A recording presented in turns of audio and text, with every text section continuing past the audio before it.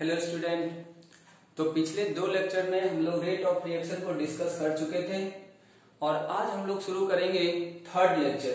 Chemical kinetics का तीसरा lecture है। इसमें हम लोग पढ़ने वाले हैं factor affecting rate of chemical reaction. Chemical reaction को अफेक्ट करने वाले कौन कौन से फैक्टर होते हैं। तो हम लोग इंट्रोडक्शन क्लास में भी ये चीज लिख चुके थे कि किसी भी केमिकल रिएक्शन के रेट को जो अफेक्ट करता है उसमें कंसंट्रेशन होता है, रिएक्टेंट का भी हो सकता है, प्रोडक्ट का भी हो सकता है, ठीक है। टेम्परेचर हो सकता है, रिएक्शन किस टेम्परेचर में प्रोसीड कराया जा रहा है, रिएक्शन कैटलिस्ट के प्रेजेंस में हो रहा है या एब्सेंस में हो रहा है, इससे भी रेट पे इफेक्ट होता है। और कुछ अदर फैक्टर हैं, तो अदर फैक्टर को हम लोग बाद में देखेंगे।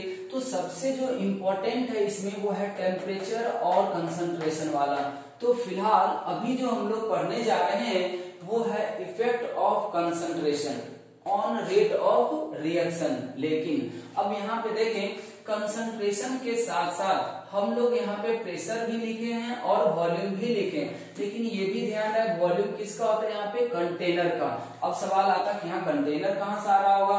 तो कंटेनर कहने का मेरा मतलब ये होता है कि जब भी हम कोई केमिकल रिएक्शन कराते हैं तो केमिकल रिएक्शन हमेशा किसी ना किसी कंटेनर के अंदर ही हो रहा होगा। जैसे मान लिया हम अभी 3 लीटर के कंटेनर में रिएक्शन करा रहे हैं, फिर हो सकता है बाद में उस कंटेनर को हम लोग चेंज कर दें या पूरे रिएक्शन को किसी दूसरे कंटेनर में रख दें, तो वॉल्यूम क्या हो जाएगा, चेंज हो जाएगा। तो रिएक्शन का वॉल्यूम चेंज होने का मतलब यहाँ पे ये होगा कि रिएक्शन जिस पॉट में कराया जा रहा था, जिस कंटेनर में कराया जा रहा, उस कंटेनर को ही हम लोग क्या कर देते हैं, चेंज कर देते हैं। फिर आएगा प्रेशर। प्रेशर यहाँ क्यों आएगा, प्रेशर इसलिए आएगा क्योंकि अगर मान लीजिए कि हम लोग कोई गैसियस रिएक्शन एनालाइज कर रहे हैं, तो गैसियस रिएक्शन में वहां पे हर एक गैस का क्या दिया हुआ रहेगा, प्रेशर दिया हुआ रहेगा। इसीलिए इफेक्ट ऑफ कंसंट्रेशन में ही हम लोग प्रेशर का भी इफेक्ट देख लेंगे और वॉल्यूम का भी इफेक्ट देख लेंगे। एक्चुअली हम लोग का जो इक्वेशन बनेगा, इस पूरे इफेक्ट को देखने के लिए हम लोग का एक एक्सप्रेशन बनाते हैं, इक्वेशन बनाते हैं, जिसका नाम होता है rate law expression. Rate law expression बनेगा, उसी में कंसंट्रेशन का टर्म आएगा। तो अगर मान लीजिए हम कंसंट्रेशन से रिलेटेड सारे सवाल को कर लेते हैं, ठीक है, और अगर क्वेश्चन में कभी प्रेशर का टर्म आ जाए या वॉल्यूम का टर्म आ जाए, तब उसको हम कैसे करेंगे। इसीलिए इस टॉपिक को शुरू करने से पहले हम आपको ये बताने जा रहे हैं कि अगर आपको कंसंट्रेशन का इफेक्ट समझ में आ गया है, तब आप प्रेशर का भी सवाल कर सकते हैं, वॉल्यूम चेंज अगर करता है तो भी सवाल हो जाएगा। मतलब कि हमें ये देखना होगा कि कंसंट्रेशन और प्रेशर एक दूसरे से किस तरह से रिलेटेड है, कंसंट्रेशन और कंटेनर का वॉल्यूम एक दूसरे से किस तरह से रिलेटेड है। इसीलिए हम इसको पढ़ने से पहले अभी हम पहले ये जानने जा रहे हैं कि कंसंट्रेशन और प्रेशर में किस तरह का रिलेशन होता है और कंसंट्रेशन और वॉल्यूम में किस तरह का रिलेशन होता है। तो हम यहाँ पे अभी देखिए लिखें क्या, कंसंट्रेशन को हम लोग C मानते हैं और हम पहले भी बता चुके हैं कि कंसंट्रेशन यहाँ पे क्या होता है, मोलरिटी होता है, मतलब मोल बाय वॉल्यूम। तो मोल को हम लोग N से दिखाएं, V को वॉल्यूम को हम लोग V से दिखाएं, और कंसंट्रेशन के लिए हम लोग C यूज किए। तो क्या इसी को हम लोग अगर नोटेशन में लिखें तो C बराबर N/V हो जाएगा, ठीक है। अब बात आता है यहाँ पे ये कि अगर इस इक्वेशन में n को कांस्टेंट मान लिया जाए, अब हम लोग ये समझ सकते हैं कि यहाँ n कांस्टेंट होगा कैसे। तो हम जब भी रिएक्शन कराते हैं तो इनिशियली हम लोग क्या करते हैं कि रिएक्टेंट का जो भी अमाउंट लेना होता है एक बार हम लोग फिक्स कर देते हैं। इसीलिए हम लोग यहाँ पे लिखे हैं कि जब भी हम लोग कंसंट्रेशन से रिलेटेड सवाल करते हैं तो वहां पे मोल ऑलरेडी हमारा क्या रहेगा, कांस्टेंट ही रहेगा। इसीलिए आप देखिए कि अगर यहाँ पे मोल को हम लोग कांस्टेंट कर दें तो कंसंट्रेशन और वॉल्यूम एक दूसरे का इनवर्सली प्रोपोर्शनल आ रहा। मतलब ये हुआ कि अगर आप वॉल्यूम को बढ़ाएंगे, कंटेनर के वॉल्यूम को बढ़ाएंगे, तो कंसंट्रेशन क्या हो जाएगा, उसका घट जाएगा। उसका मतलब हर एक रिएक्टेंट और प्रोडक्ट का जो भी उस कंटेनर के अंदर होगा सब्सटेंस, उन सब का कंसंट्रेशन क्या हो जाएगा, घट जाएगा। जैसा कि आप देखें, अगर हम लोग कंटेनर का वॉल्यूम जितना था पहले उसका डबल कर देते हैं, तो उस कंटेनर में जो भी स्पीसीज रखा हुआ रहा होगा उसका कंसंट्रेशन जितना होगा उन सभी का कंसंट्रेशन कितना हो जाएगा, आधा हो जाएगा अगर हम वॉल्यूम को डबल करते हैं तो इस चीज को आप थोड़ा अच्छे से समझे, क्योंकि क्वेश्चन में हम लोग इसको यूज भी करते हैं कि जब कंटेनर का वॉल्यूम हम डबल करेंगे तो कंसंट्रेशन आधा तो होगा, लेकिन किसका होगा, तो उस कंटेनर में जो भी सब्सटेंस रखा होगा उन सभी का कंसंट्रेशन क्या हो जाता है, आधा हो जाता है। तो इस रिलेशन को आप याद रख लें कि अगर मोल कांस्टेंट होगा तो हम लोग को क्या करना है कि वॉल्यूम और कंसंट्रेशन को इस तरीके से रिलेट करना। इसको हम लोग कैसे यूज करते हैं वो आगे हम लोग देखते हैं। दूसरा है प्रेशर और कंसंट्रेशन एक दूसरे से किस इक्वेशन के थ्रू रिलेट होते हैं। ये इक्वेशन हम पहले भी लिख चुके हैं, फिर भी यहाँ पे हम लोग लिख दिए। अब देखिए यहाँ पे P = CRT आता है। एक सवाल जो हम लोग कर रहे थे लेक्चर 2 में, तो वहां पे हम लोग ये इक्वेशन को देखे थे। अब यहाँ से देखें P डायरेक्टली प्रोपोर्शनल टू क्या आ रहा, C आ रहा। इसका मतलब ये हुआ कि कंसंट्रेशन के साथ प्रेशर जो होता है वो डायरेक्टली प्रोपोर्शनल होता है और कंसंट्रेशन के साथ वॉल्यूम जो होता है वो इनवर्सली प्रोपोर्शनल होता है। अगर हम ये दोनों इक्वेशन को ध्यान रखें, हाँ अब एक चीज यहाँ भी समझा जा सकता है कि प्रेशर डायरेक्टली प्रोपोर्शनल तो कंसंट्रेशन तभी आ रहा है जब हम टेम्परेचर को क्या कर सकते हैं, कांस्टेंट कर सकते हैं। इसलिए यहाँ लिखे भी हम लोग कि रिएक्शन जो होता है वो नॉर्मली क्या होता है, एक फिक्स टेम्परेचर पे ही होता है। ऐसा हम लोग नहीं करेंगे कि एक रिएक्शन अभी हम लोग मान 27 डिग्री पे शुरू किए, फिर कुछ समय बाद उसका टेम्परेचर चेंज कर देंगे, ऐसा नहीं होगा। अगर कोई रिएक्शन 27 डिग्री सेंटीग्रेड पे स्टार्ट हुआ तो वो खत्म भी हम लोग 27 डिग्री सेंटीग्रेड पे ही करते हैं। इसीलिए यहाँ पे हम लोग माने क्या रिएक्शन जो हम लोग कराएंगे वो हमेशा कांस्टेंट कांस्टेंट टेम्परेचर पे कराते हैं। अगर टेम्परेचर को कांस्टेंट कर दिया जाएगा तब तो ये रिलेशन वैलिड हो जाएगा। इसीलिए अब देखिए कंसंट्रेशन वॉल्यूम के साथ भी रिलेट हो चुका है, कंसंट्रेशन प्रेशर के साथ भी रिलेट हो चुका है। अब यहाँ से ध्यान रखें, आगे जब भी हम लोग ये टॉपिक शुरू करेंगे, अभी रेट लॉ एक्सप्रेशन जब लिखेंगे तो उसमें आएगा सिर्फ कंसंट्रेशन, ठीक है। तो हम लोग इफेक्ट पहले कंसंट्रेशन का सीख लेते हैं। अगर आपको कंसंट्रेशन का इफेक्ट समझ में आ जाएगा तो आप खुद से वॉल्यूम और प्रेशर का इफेक्ट कर सकते हैं। उसको समझने के लिए हम देखिए यहाँ पे दो एग्जांपल लेंगे हिंदी में, ताकि ये आपको अच्छी तरीके से समझ में आ जाए कि ये इक्वेशन क्या कहना चाह रहा है। ये इक्वेशन ये कहना चाह रहा है कि अगर कंसंट्रेशन डबल करने से किसी भी रिएक्शन का रेट डबल हो जाता है। ये सब चीज माना हुआ, आप डबल ना करके ट्रिपल कर दें, हाफ कर दें, कुछ भी कर सकते हैं। हम इसको डबल करें, ट्रिपल करें, हाफ करें, कुछ भी किया जा सकता है। बस हम एक समझाने के लिए डाटा ले रहे हैं या वर्ड लिख रहे हैं कि अगर किसी रिएक्टेंट या ये रिएक्टेंट ही जनरली रहेगा, इसके बारे में हम डिस्कस करते हैं। अगर कंसंट्रेशन डबल करने से रेट डबल होता है तो रेट डबल करने के लिए वॉल्यूम पे क्या करना होगा। तब यहाँ पे लिखा हुआ क्या कि आप सोचिए कंसंट्रेशन को आप डबल किए तो किसी का कंसंट्रेशन डबल कब हुआ होगा, जब उस कंटेनर का वॉल्यूम हम लोग क्या किए होंगे, आधा किए होंगे। इसीलिए कंसंट्रेशन के डबल करने पे रेट पे जो इफेक्ट दिख रहा है, मेरी बात को गौर से सुने, कंसंट्रेशन को डबल करने से रेट पे जिस तरह का इफेक्ट दिख रहा है उसी तरह का इफेक्ट रेट में वॉल्यूम को आधा करने पे दिखेगा। इनवर्सली प्रोपोर्शनल का यही मतलब है, ठीक है। और हम यहाँ पे क्लियरली ये बात लिख भी चुके हैं। सिमिलरली अगर हम इस इक्वेशन की बात करें कि pressure directly proportional to C का क्या मतलब है, तो इसका ये मतलब होता है कि अगर कंसंट्रेशन को चेंज करने से रेट पे जितना इफेक्ट पड़ेगा, ठीक है, सेम तरह का प्रेशर में भी होगा।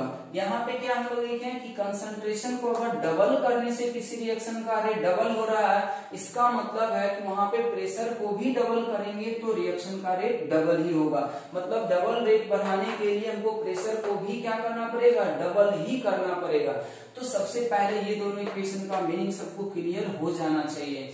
और इस पूरे लेक्चर को समझने से पहले हम सबसे रिक्वेस्ट करेंगे कि पीछे का जो दो लेक्चर था, लेक्चर 1 और लेक्चर 2 केमिकल काइनेटिक्स का, वो जरूर देख लें। जब तक वो पूरा क्लियर नहीं होगा तब तक हम लोग फैक्टर को को समझ नहीं सकते, ठीक है। तो अब हम लोग शुरू करते हैं कंसंट्रेशन। सभी लोग ध्यान रखें, हम बार बार कंसंट्रेशन के रिस्पेक्ट में इक्वेशन बनाते हैं, लेकिन जब क्वेश्चन आएगा तो उसमें प्रेशर भी चेंज करेगा और वॉल्यूम भी चेंज करेगा। तो आप ऐसा भी कर सकते हैं कि जो प्रेशर में क्वेश्चन में चेंज करेगा उसका इफेक्ट आप कंसंट्रेशन में निकाल लें, उसके बाद जो इक्वेशन आपको बताया जाएगा उसमें आप पुट कर दें। अब मान लीजिए क्वेश्चन में आपको वॉल्यूम चेंज कर दिया तो हम लोग यहाँ से निकालेंगे। अगर प्रेशर को चेंज कर रहा है तो उसका इफेक्ट हम कंसंट्रेशन पे निकालेंगे, और कंसंट्रेशन के लिए आपको एक इक्वेशन दिया जाएगा, उससे हम लोग सारा सवाल बना सकते हैं। तो ये हमारा हो गया पहला चीज जो हम समझते हैं, सबका कंसेप्ट क्लियर हो गया होगा। अब हम लोग शुरू करते हैं इसके लिए एक्सप्रेशन बनाने के लिए कि आखिर रेट और कंसंट्रेशन के बीच में क्या इक्वेशन बनेगा, किस तरह का रिलेशन होगा। तो इसके लिए हम लोग एक इक्वेशन बनाते हैं जिसको हम लोग क्या बोलते हैं, rate law expression. Rate law expression actually होता क्या है कि वो रेट ऑफ रिएक्शन और कंसंट्रेशन के बीच में एक मैथमेटिकल इक्वेशन होता है, और उसी इक्वेशन को यूज करके हमारा यहाँ पे सारा सवाल बनता है। इसलिए हम लोग अब उसको नेक्स्ट टॉपिक में पढ़ते हैं, रेट लॉ एक्सप्रेशन को। यहाँ तक सभी लोग लिख लें।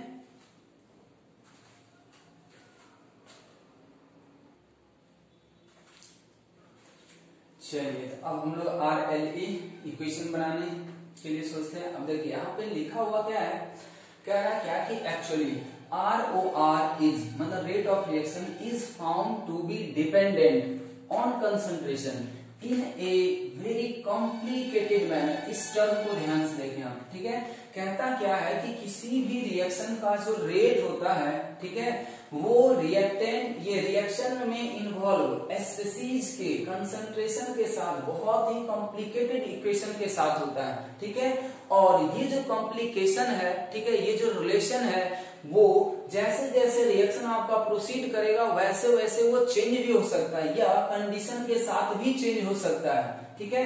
लेकिन हम लोग को जो अभी यहाँ पढ़ना है वो रिएक्शन के रेट और कंसंट्रेशन के बीच में सबसे सिंपलेस्ट फॉर्म जो हो सकता है वो पढ़ना है। बट अगर हम सच्चाई की बात करें तो जो हम लोग पढ़ते हैं उसके अलग रेट ऑफ रिएक्शन और रिएक्टेंट के बीच में बहुत ही कॉम्प्लिकेटेड रिलेशन होता है। लेकिन 12th स्टैंडर्ड जो हमारा है या जेईई एडवांस लेवल का जो है उसमें भी हम लोग का जो ये रिलेशन है वो बहुत ही सिंपल वाला यूज किया गया है। इसीलिए हम लोग यहाँ पे फिर से लिखे हैं कि in this topic we are going to study simplest kind. ये हम लोग हमेशा सिंपलेस्ट काइंड वाला जो डिपेंडेंसी आएगा रेट और कंसंट्रेशन ऑफ डिफरेंट स्पीसीज उसी को हम लोग डील करेंगे। तो ये जो सिंपलेस्ट काइंड का रिलेशन है वो किस तरीके का होता है, तो हम यहाँ पे ये लिखे हैं कि हमारा जो सिंपलेस्ट फॉर्म हो सकता है रेट और कंसंट्रेशन के बीच में वो इस तरीके से होता है कि किसी भी रिएक्शन का जो रेट होता है वो डायरेक्टली प्रोपोर्शनल आएगा कंसंट्रेशन। ये रिएक्टेंट का भी हो सकता है, प्रोडक्ट का भी हो सकता है। ये चीज ध्यान दें, ये सब पूछा जा सकता है सर्सन रीजन टाइप क्वेश्चन में। ये सब चीज हम लोग आगे नोट में सारा पॉइंट लिखेंगे भी जब ऑर्डर के बारे में अलग से पढ़ रहे होंगे। तो फिलहाल हम अभी रेट का एक्सप्रेशन बनाने की कोशिश कर रहे हैं। तो कह रहा क्या कि जो सिंपलेस्ट फॉर्म होता है रेट ऑफ रिएक्शन का और कंसंट्रेशन का वो इसी तरीके से होगा कि किसी भी रिएक्शन का जो रेट होता है वो डायरेक्टली प्रोपोर्शनल होगा कंसंट्रेशन पे पावर होता है कुछ, उस पावर को हम लोग नाम क्या देते हैं, ऑर्डर। हम फिलहाल ऑर्डर को n मान लिए, जहां भी ऑर्डर होगा उसके बदले हम लोग यहाँ पे n लिखा करेंगे। अब देखिए कि अगर रेट है तो रेट को अगर हम लोग प्रोपोर्शनलिटी साइन हटाए तो यहाँ पे क्या यूज होगा, कांस्टेंट यूज होता है। तो ये बन जाएगा R रेट बराबर K इंटू कंसंट्रेशन पे पावर n है। n हमारा रिएक्शन का ऑर्डर होता है और ये जो एक्सप्रेशन बना इसी एक्सप्रेशन का नाम क्या दिया गया, रेट लॉ एक्सप्रेशन। इसका क्या मतलब हुआ कि रेट लॉ एक्सप्रेशन, ये सब डेफिनेशन पूछा जा सकता है कि रेट लॉ एक्सप्रेशन से क्या समझते हैं। तो आपको ध्यान रखना कि रेट लॉ एक्सप्रेशन आखिर है क्या। तो आप ऐसे समझे इसको कि रेट लॉ एक्सप्रेशन जो है एक्चुअली एक इक्वेशन बनाया जाता है। रेट लॉ या रेट लॉ एक्सप्रेशन जो है वो एक इक्वेशन होता है, किसके किसके बीच में होता है। जैसे y बराबर समथिंग x टाइम्स कुछ इक्वेशन बनाते हैं, उसी तरीके से रेट लॉ एक्सप्रेशन जो है वो एक इक्वेशन बनाता है किसके किसके बीच में, तो रिएक्शन के रेट के बीच में और कंसंट्रेशन के बीच में, ठीक है, और वो इस तरीके से रिलेटेड होता है। इसीलिए फाइनली हम लोग रेट लॉ एक्सप्रेशन को इस तरीके से यहाँ पे डिफाइन किए हैं, it is the mathematical equation which describe the relation between rate of reaction। इसको ध्यान रखें, ये रिलेशन किसके किसके बीच में होगा, रिएक्शन का रेट, ठीक है, और कंसंट्रेशन किसका होगा, रिएक्टेंट का, ठीक है। ये बहुत ही सबसे सिंपलेस्ट फॉर्म होता है रेट लॉ एक्सप्रेशन का, ठीक है, कि रेट ऑफ रिएक्शन और रिएक्टेंट का कंसंट्रेशन एक दूसरे से जिस एक्सप्रेशन के थ्रू या जिस इक्वेशन के थ्रू रिलेट किया जाता है उसी को हम लोग क्या बोलते हैं, रेट लॉ एक्सप्रेशन।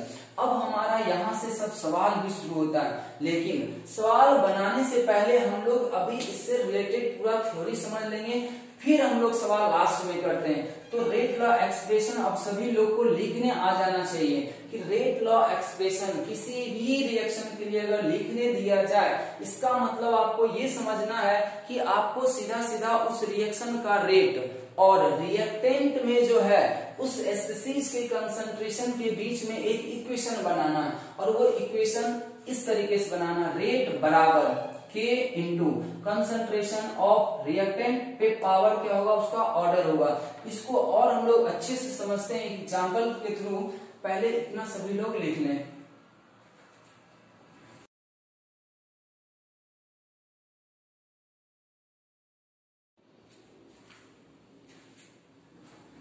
अब यहाँ पे देखिए हम लोग एक केमिकल रिएक्शन कंसीडर किए, ठीक है। अब इस रिएक्शन के थ्रू RLE को हम लोग और अच्छी तरीके से समझने की कोशिश करते हैं।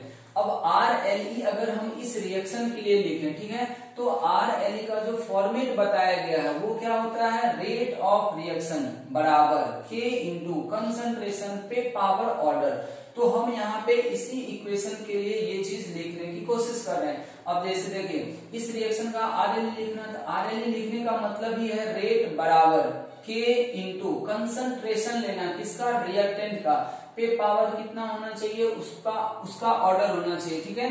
अब यहाँ पे अगर मान लीजिए कि एक रिएक्टेंट ना होके दो रिएक्टेंट हो, जैसे मान लीजिए A plus B change to product, A plus B change to product, reaction कुछ भी हो सकता है, एक रिएक्टेंट हो, दो रिएक्टेंट हो, तीन भी हो सकता है, इवन सबका अलग अलग कोफिशिएंट भी हो सकता है।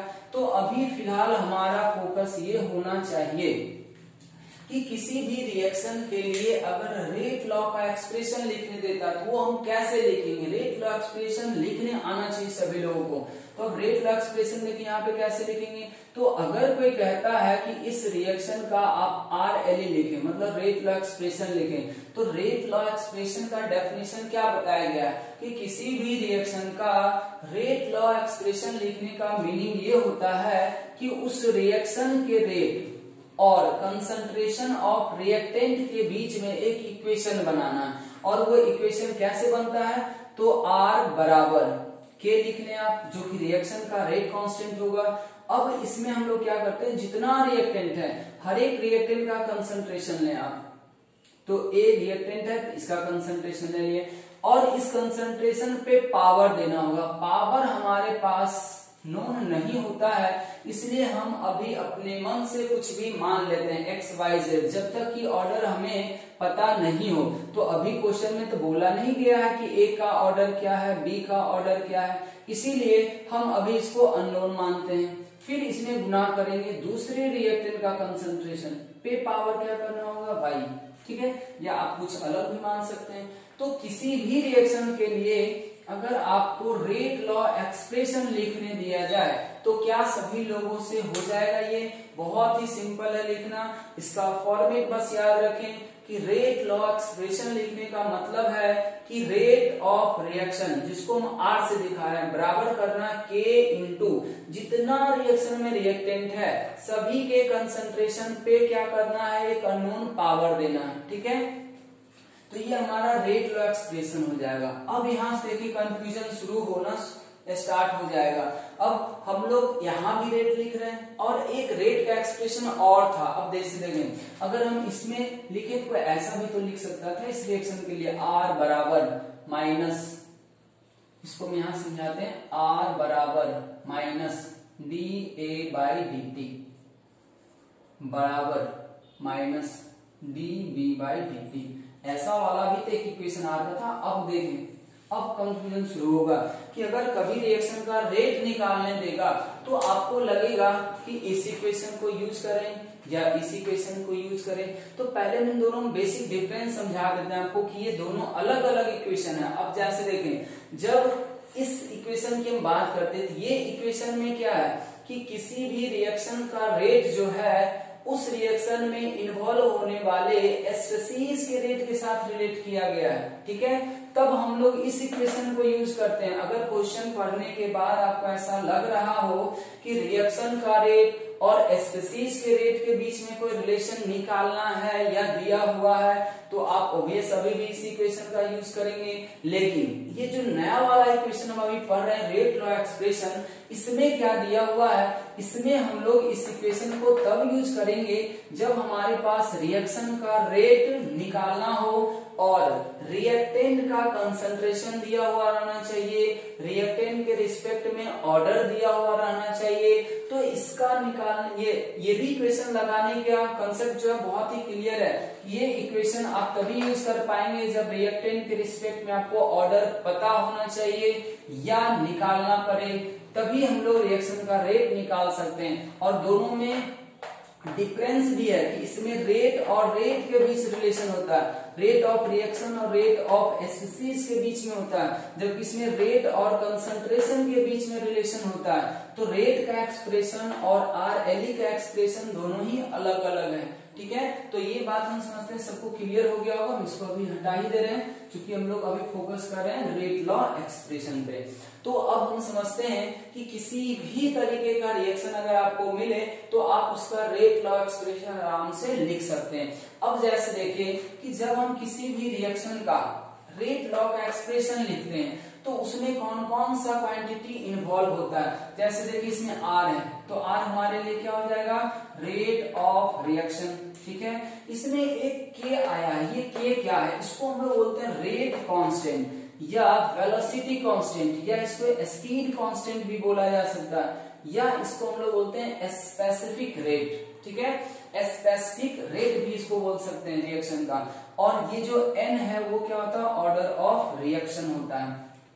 अब ये सारा टर्म हम लोग को समझ में आ गया। ठीक है, ये किसी भी रिएक्शन के लिए आप रेट लॉ एक्सप्रेशन लिख सकेंगे। अब हम लोग इन दोनों टर्म के बारे में समझते हैं क्योंकि इसके बारे में बहुत पहले से पढ़ चुके, रेट ऑफ रिएक्शन हमारा क्लियर हो चुका है। ये जो दोनों टर्म है ये हमारे लिए फर्स्ट टाइम दिख रहा है, इसीलिए इन दोनों को हम पहले बारी बारी से समझने की कोशिश करते हैं। तो हम पहले आपको रेट कांस्टेंट के बारे में कुछ इंफॉर्मेशन देना चाहते हैं। तो पहला जो हम यहाँ पे लिखे हैं वो है इसका डेफिनेशन। ये सब बोर्ड में एक नंबर के सवाल में पूछता भी है, रेट कांस्टेंट का डेफिनेशन बताइए क्या होगा। तो अब सोचें, रेट कांस्टेंट का डेफिनेशन हम यहाँ से बता सकते हैं। अब इसी इक्वेशन में अगर A का कंसंट्रेशन 1m रख दिया जाए, 1 मोल पर लीटर रख दिया जाए, तो R का वैल्यू और K का वैल्यू क्या हो जाएगा, इक्वल हो जाएगा। तो यहाँ से ये पता चल रहा है कि रेट कांस्टेंट जो है एक्चुअली वो रिएक्शन का ही रेट होता है, लेकिन तब जब हम लोग हर एक रिएक्टेंट का कंसंट्रेशन कितना से स्टार्टिंग करें, 1m से शुरू करें, या 1m अगर रख दिया जाए रिएक्टेंट का कंसंट्रेशन, तो उस समय जो भी रिएक्शन का रेट होगा उसी रेट को हम लोग क्या बोल देते हैं, उस रिएक्शन का रेट कांस्टेंट। ठीक है, तो यहाँ पे हम लोग यही चीज लिखे हैं कि K is defined as rate of reaction when concentration of each species involved in RLE। Rate law expression में जो भी स्पीशीज इन्वॉल्व हुआ है, अगर उन सबका कंसंट्रेशन 1 रख दिया जाए, यूनिटी का मतलब 1 होता है, तो रेट कांस्टेंट और रेट बराबर हो जाएगा और उसी रेट को हम लोग क्या बोल देंगे, रेट कांस्टेंट। तो यहां से हम लोग मैथमेटिकली अगर देखें तो कंसंट्रेशन बराबर कितना रख दिए, 1m, तो R और K आपस में क्या हो जाएगा, इक्वल हो जाएगा। अब बात आता है इसका यूनिट का। यूनिट जो है इसका बहुत ही इंपॉर्टेंट है। इंपॉर्टेंट इसलिए है क्योंकि इसके यूनिट में जो है ना वो ऑर्डर आएगा, और ऑर्डर हम पहले भी बताए थे इस पूरे चैप्टर के लिए इंपॉर्टेंट होता है ऑर्डर निकालना। तो ये एक तरीका बन जाता है हमारा कि अगर किसी रिएक्शन के लिए के का यूनिट दे रखा है तो हम उसका क्या बता सकते हैं, ऑर्डर बता सकते हैं। जैसे कि यहाँ पे देखें हम इसका ऑर्डर निकाल रहे हैं तो R बराबर क्या था हमारे पास एक्सप्रेशन, K इंटू कंसंट्रेशन पे पावर N, ठीक है। तो हमें तो K का यूनिट निकालना है ना, तो K का यूनिट निकालने के लिए हम पहले इसका एक्सप्रेशन बना लिए, रेट डिवाइडेड बाय कंसंट्रेशन पे पावर N। अब सोचिए रेट का यूनिट हमें पहले से पता है या नहीं है, तो हमें पहले से ही पता है, इसका 2 यूनिट था। अब जिस यूनिट को आप यहाँ पे रखेंगे उसमें K का यूनिट आ जाएगा।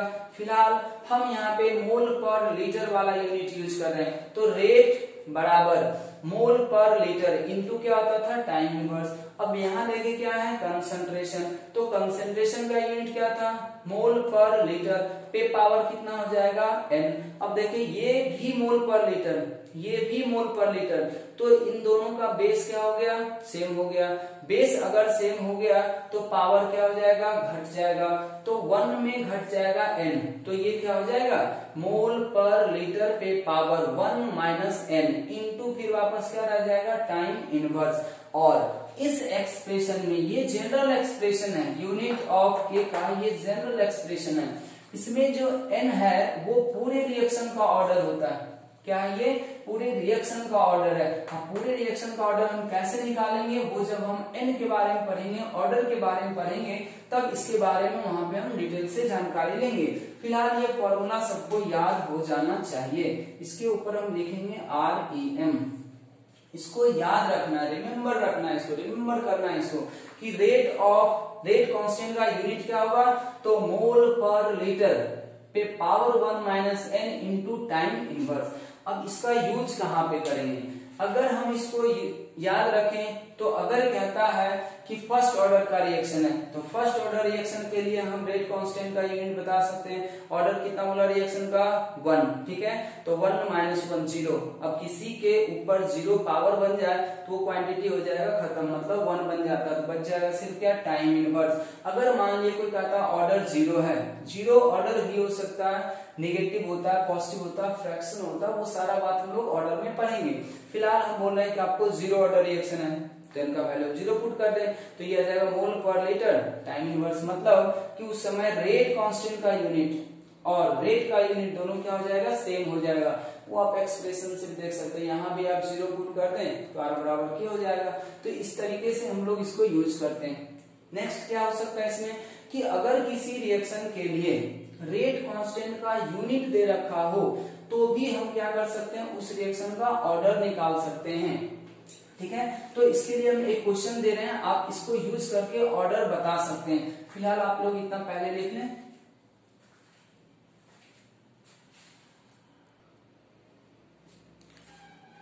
अब यहाँ पे देखिए छोटा सा सवाल है, इसमें ऑर्डर पूछा है, ठीक है। अब जैसे देखिए यहाँ पे क्या कर रहा है, कोई रिएक्शन है, उसके रेट कांस्टेंट का वैल्यू दिया हुआ है, ठीक है, किस यूनिट के साथ, मोल पे पावर -2 लीटर पे पावर 2 सेकेंड इनवर्स। तो कह रहा है बताइए रिएक्शन का ऑर्डर क्या होगा।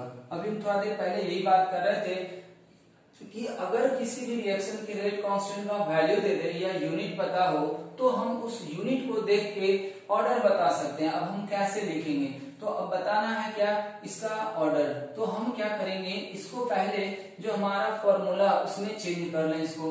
तो बहुत सारे तरीके हो सकते हैं, तो हम ऐसे बता रहे हैं आपको। हमारा फॉर्मूला क्या, मोल पर लीटर, हमारा फॉर्मूला क्या था, मोल पर लीटर पे पावर -1, ये n-1 minus n into time inverse.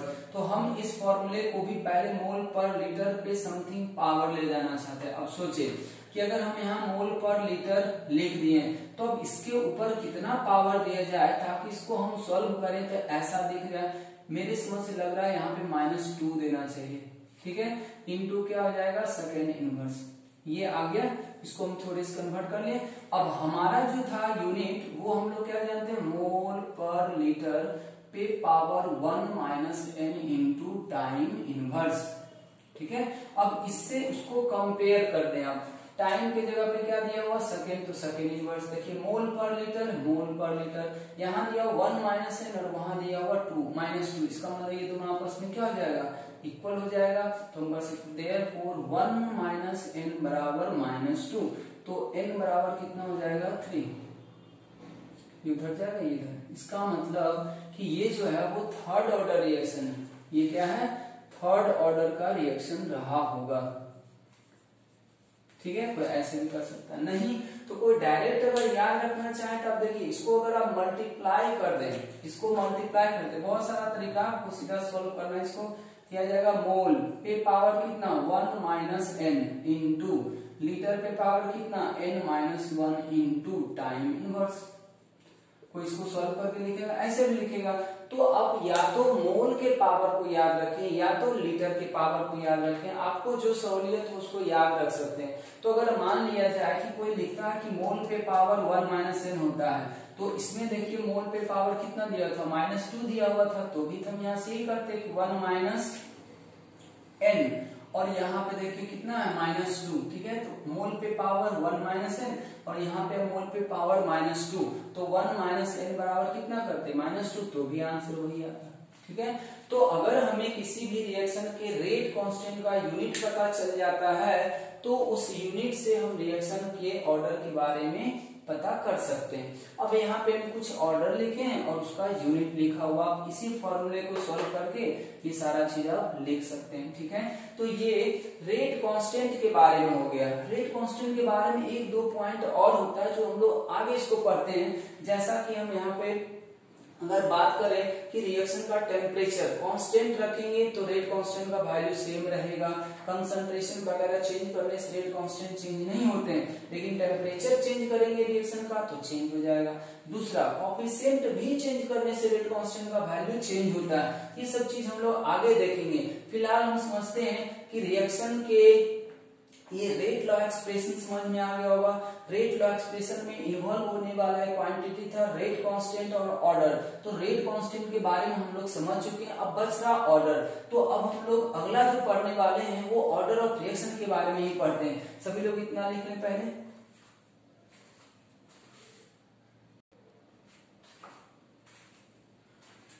चलिए अब हम लोग समझते हैं ऑर्डर ऑफ रिएक्शन के बारे में। ठीक है, तो ऑर्डर ऑफ रिएक्शन का क्या मतलब है। अब यहाँ पे लिखा हो गया sum of power of all concentration term, इसको ध्यान दें।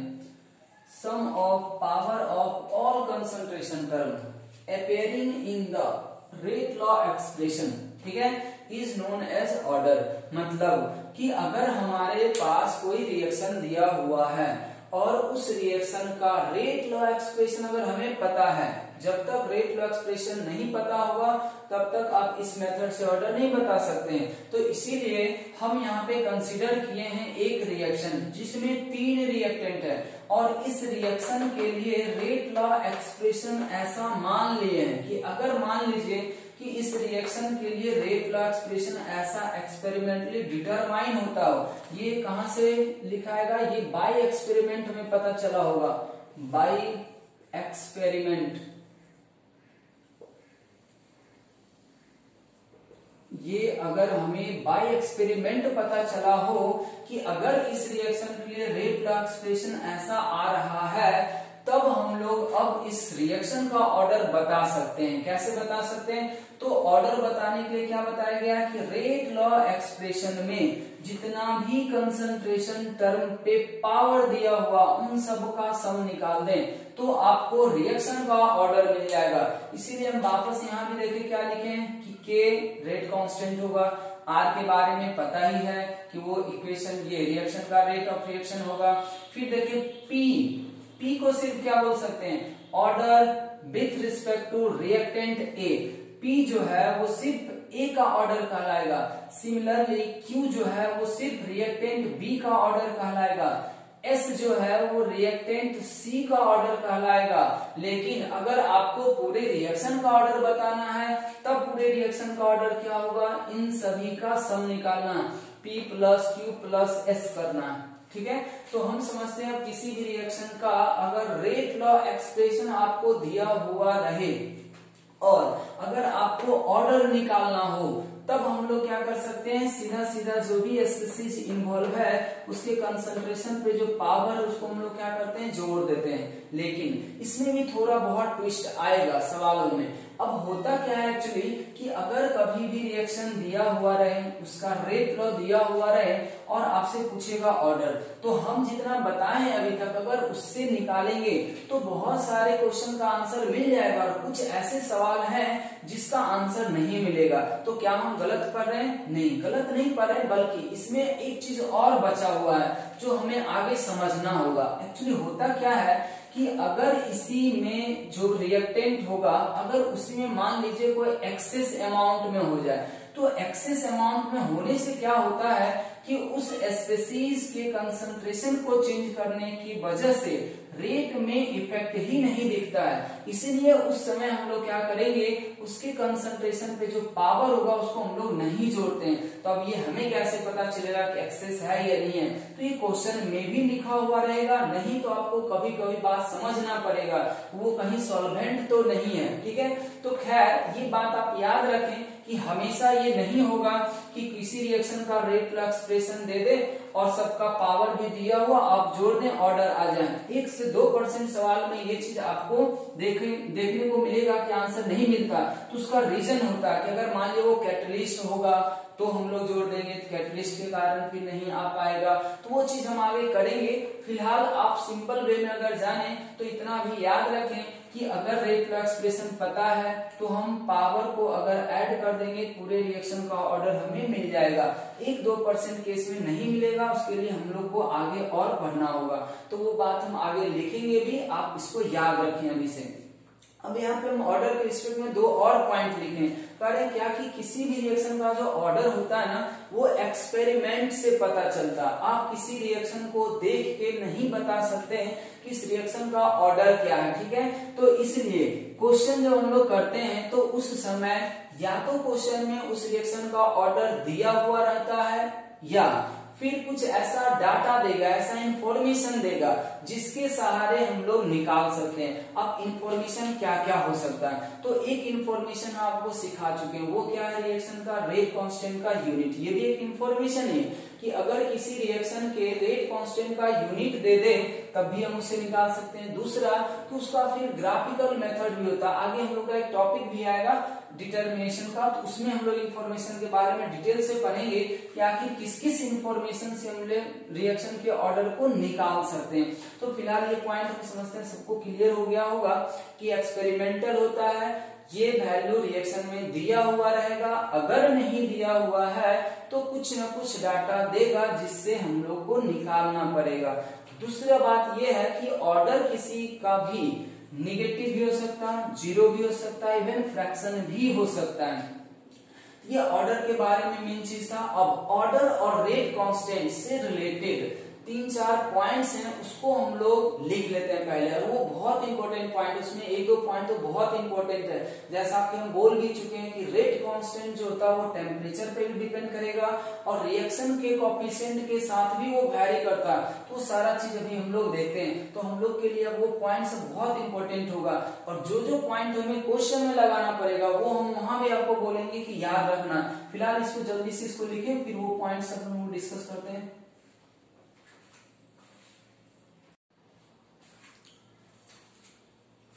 अब देखिए ये जो नोट्स का पहला पॉइंट है, ठीक है, इसमें क्या बताया गया है, इसमें ये बताया जा रहा है कि किसी भी रिएक्शन का जो ऑर्डर होता है, ठीक है, वो उस रिएक्शन के स्टोइकियोमेट्रिक कोएफिशिएंट के साथ किसी भी तरह से रिलेटेड नहीं होता है। मतलब कि हम ये कहना चाह रहे हैं कि रिएक्शन का कोएफिशिएंट आप खुद से डिसाइड करते हैं, लेकिन किसी रिएक्शन का ऑर्डर हम लोग खुद से डिसाइड नहीं कर सकते। हर एक रिएक्शन का एक्सपेरिमेंटली ऑर्डर डिटरमाइन किया जा चुका है, ठीक है, बस हम लोग उसको थ्योरेटिकली किसी न किसी डाटा को यूज करके निकालते हैं। बट अगर सिर्फ कोई रिएक्शन दे दे और कोई कहे कि इस रिएक्शन का ऑर्डर बता दीजिए तो वो इम्पॉसिबल है जब तक कि आपको पहले से एक्सपेरिमेंटल वैल्यू याद ना हो। जैसा कि हम ये कहना चाह रहे हैं पहले नोट्स में कि स्टोइकियोमेट्रिक कोएफिशिएंट और ऑर्डर के बीच में कोई भी रिलेशन नहीं है। इस चीज को समझने के लिए हम एक एग्जांपल भी यहाँ लिए, जैसे देखिए यहाँ पे रिएक्शन क्या है हमारा, डिकम्पोजिशन ऑफ N2O5। रिएक्शन है हमारा क्या, डिकम्पोजिशन ऑफ N2O5। N2O5 अगर डिकम्पोज होगा तो ये बनाएगा NO2 और O2 गैस बनाएगा। अब देखिए अगर हम इसको बैलेंस करते हैं तो इसको हम इस तरीके से बैलेंस कर दिए। अब बताइए N2O5 का कोएफिशिएंट कितना दिया हुआ है, 2।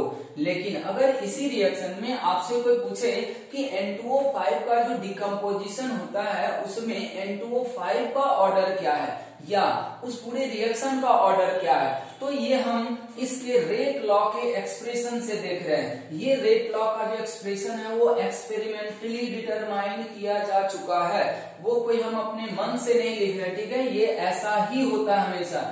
तो अगर डिकम्पोजिशन ऑफ N2O5 का रेट लॉ का एक्सप्रेशन देखें तो ये आ रहा R बराबर K इंटू N2O5 का कंसंट्रेशन पे पावर देखें कितना आया है, 1 आया है। इसका मतलब ये कि रेट लॉ एक्सप्रेशन में कंसंट्रेशन का जो पावर होता है वही उस स्पीशीज का ऑर्डर होता है, और क्योंकि यहाँ पे एक ही स्पीशीज है इसलिए N2O5 का भी ऑर्डर 1 माना जाएगा और इस पूरे रिएक्शन का भी ऑर्डर कितना माना जाएगा, 1 माना जाएगा। अब बताएं कि N2O5 के कंसंट्रेशन का पावर तो 1 आ रहा है लेकिन कोएफिशिएंट क्या है, 2 है। अगर ऑर्डर और कोएफिशिएंट के बीच में रिलेशन होता तो यहाँ पे क्या आता, 2 आता। क्योंकि यहाँ पे कोएफिशिएंट 2 था इसलिए यहाँ में क्या आता, 2 आता। ठीक है, तो आप इस रिएक्शन को याद रखना चाहें, इसको एक याद रख सकते हैं कि N2O5 का डिकम्पोजिशन जो होता है वो एक फर्स्ट ऑर्डर रिएक्शन होता है। याद करना चाहें तो याद कर सकते हैं।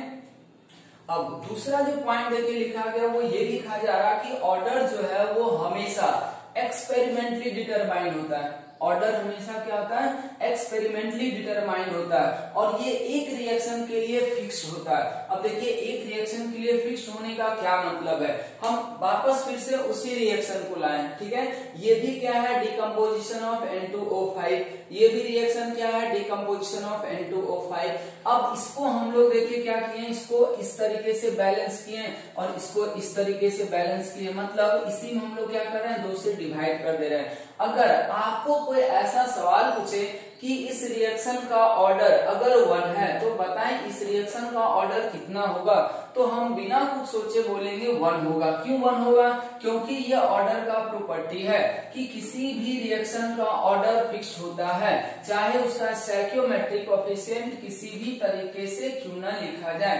तो रिएक्शन तो दोनों सेम ही है, क्योंकि ये भी N2O5 का डिकम्पोजिशन है, ये भी N2O5 का ही डिकम्पोजिशन है, इसीलिए यहाँ पे हम लोग क्या लिखे, ऑर्डर 1 लिखे।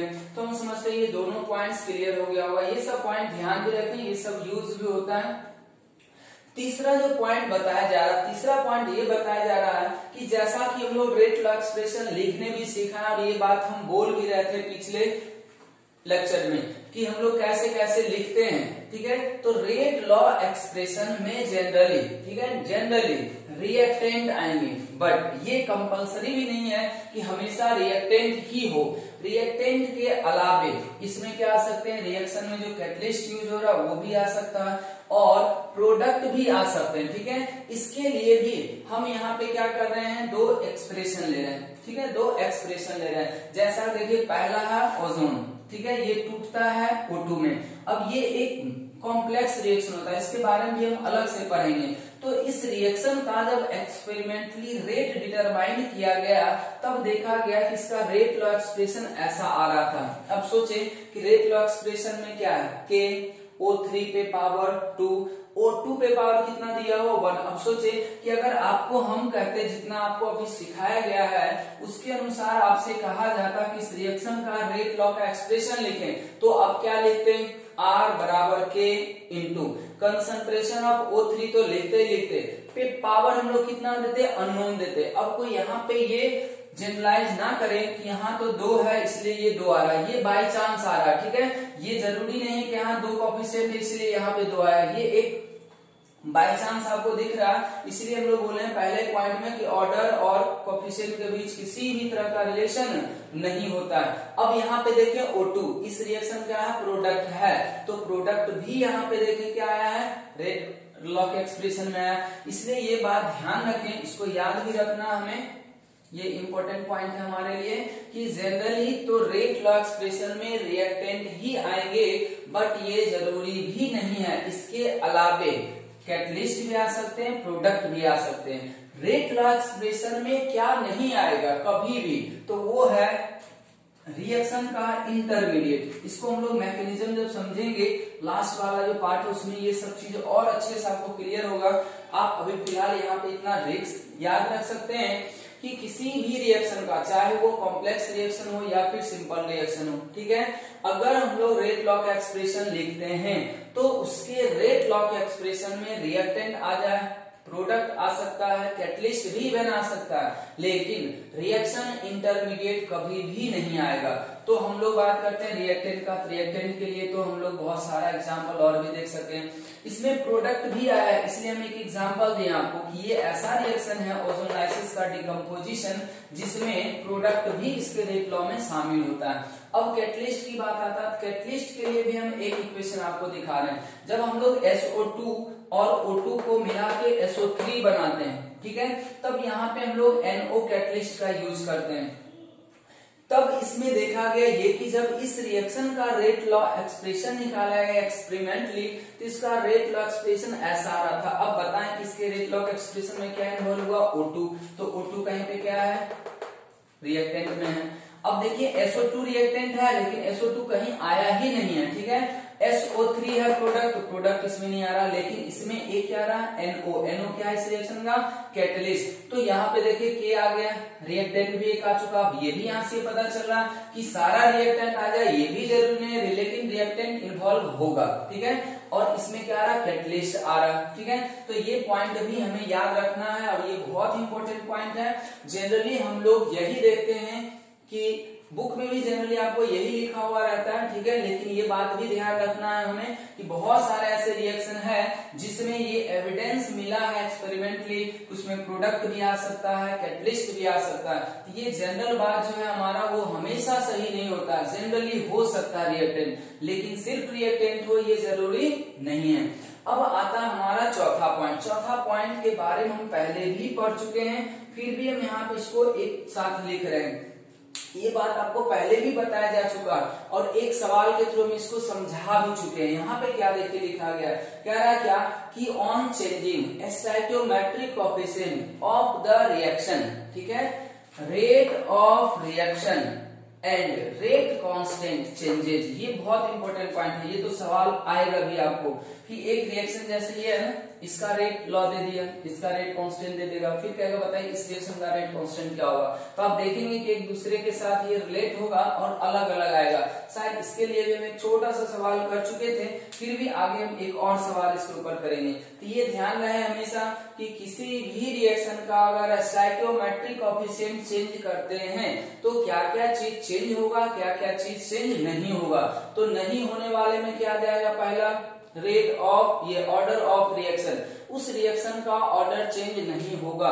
दूसरा चीज क्या चेंज नहीं होता है, किसी भी पार्टिकुलर स्पीसीज का रिएक्टेंट हो या प्रोडक्ट हो उसका रेट, मतलब उसके घटने का रेट या उसके बढ़ने का रेट, वो चेंज नहीं होता। चेंज क्या क्या होता है, चेंज दो होगा, एक तो रिएक्शन का रेट चेंज हो जाएगा, दूसरा रिएक्शन का रेट कांस्टेंट चेंज हो जाएगा। तो इस पॉइंट में यही सारा बात लिखा हुआ, आप आराम से एक बार रीड कर ले। On changing stoichiometric coefficient of the reaction, ठीक है, rate of reaction and rate constant changes, बस दो चीज चेंज हो रहा है, but rate of any particular substance, मतलब वो रिएक्टेंट भी हो सकता है, प्रोडक्ट हो सकता है, and order will remain same, ठीक है। ये बात ध्यान रखें कि किसी भी रिएक्शन का स्टोइकियोमेट्रिक कोएफिशिएंट चेंज होने से दो चीज चेंज होता है, बाकी दो चीज क्या हो रहा है, कांस्टेंट हो रहा है, वो हम लोग यहाँ पे लिख चुके हैं। अब पांचवा पॉइंट, ये भी बहुत इंपॉर्टेंट पॉइंट है, ये सब क्वेश्चन में यूज होगा। अब कह रहा क्या कि अभी देखिए पहला पॉइंट में क्या बताया गया, पहला पॉइंट में आपको ये समझाया गया था कि रिएक्शन का स्टोइकियोमेट्रिक कोएफिशिएंट, ठीक है, और ऑर्डर के बीच में किसी भी तरीके का रिलेशन नहीं होता है, लेकिन एक ऐसा रिएक्शन है जिसमें रिएक्शन का कोफिशिएंट ही उसका ऑर्डर भी होगा। मतलब कि जिस रिएक्टेंट का जितना कोफिशिएंट है उस रिएक्टेंट का ऑर्डर भी उतना ही होगा। मतलब वैसे रिएक्शन का ऑर्डर निकालना हमारे लिए आसान होता है, लेकिन वो आखिर कौन सा रिएक्शन होता है, तब वो पॉइंट यहाँ 5वां लिखा गया, बहुत ही इंपॉर्टेंट पॉइंट है। यहाँ पे क्या बोला गया, ओनली फॉर सिंपल, या फिर उसको हम एलिमेंट्री बोलते हैं, या फिर उसको सिंगल स्टेप रिएक्शन बोलते हैं। 3 नाम आप इसको ध्यान रखें, simple reaction, elementary reaction, single step reaction. इस तरह के रिएक्शन के लिए क्या है कि ऑर्डर एंड स्टोइकियोमेट्री, ठीक है, कोफिशिएंट जो होगा वो दोनों आपस में क्या होंगे, इक्वल होंगे। तो ये एक बहुत ही अलग टाइप का रिएक्शन है जहां पे जिसका जो कोफिशिएंट होगा रिएक्टेंट का, उस रिएक्टेंट का ऑर्डर भी वही होगा। तो अब बात आता है कि हमें कैसे पता चलेगा कि कौन सा रिएक्शन सिंपल है, कौन सा रिएक्शन सिंपल नहीं है। अगर हम इस बात से देखें, कहता सिंगल स्टेप रिएक्शन, तो ये वर्ड हमें बहुत कंफ्यूज भी कर देता कभी कभी कि सिंगल स्टेप रिएक्शन का कहीं ये मतलब तो नहीं जो एक स्टेप में प्रोडक्ट बना ले वो सिंगल स्टेप हो जाएगा। जैसा कि यहाँ पे देखिए कोई कहेगा ये भी तो सिंगल स्टेप है, एक ही स्टेप में रिएक्शन कंप्लीट हो गया, तो यहाँ भी तो वही चीज होना चाहिए था कि N2O5 का अगर कोफिशिएंट 2 है तो इसका ऑर्डर भी 2 आना चाहिए था। लेकिन देखिए क्या ये ऐसा नहीं आ रहा, इसका मतलब है कि ये सिंगल स्टेप रिएक्शन नहीं है। तो यहाँ पे हम एक पॉइंट लिखें कि आप किसी भी रिएक्शन को देखकर, ये पॉइंट ध्यान दें, इसको हम अभी एक एग्जांपल के थ्रू, इसके नीचे हम लोग 2-3 एग्जांपल अभी और देंगे जिससे आपको ये बात पता चल जाएगा कि हम सिंपल रिएक्शन क्या देख के बता सकेंगे क्या कि कोई रिएक्शन सिंपल है या नहीं है। तो यहाँ पे क्या बताया जा रहा है कि किसी भी रिएक्शन को देखकर ये नहीं पता किया जा सकता है कि वो रिएक्शन सिंपल है या नहीं है जब तक क्वेश्चन में बोला ना जाए। ये चीज ध्यान दें, सिंपल रिएक्शन है या नहीं है ये क्वेश्चन का ही पार्ट होगा।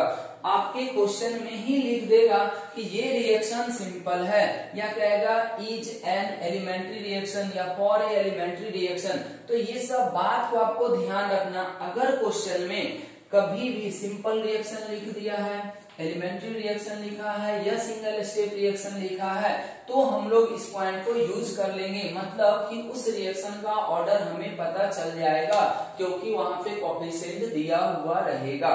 तो इसको समझने के लिए हम अभी 2-3 एग्जांपल यूज करते हैं ताकि ये नोट का जो पॉइंट लिखे वो क्लियर हो जाए कि क्या हम देख के रिएक्शन को पहचान सकते हैं कि रिएक्शन सिंपल है या नहीं है। तो सभी लोग इतना बात समझ गए होंगे, इसको आराम से लिख लें। हम इस नोट को समझाने के लिए अभी 1-2 और एग्जांपल आपके सामने रख रहे हैं जिससे आपका ये पॉइंट क्लियर हो जाएगा। इसको आराम से लिखिए जल्दी से।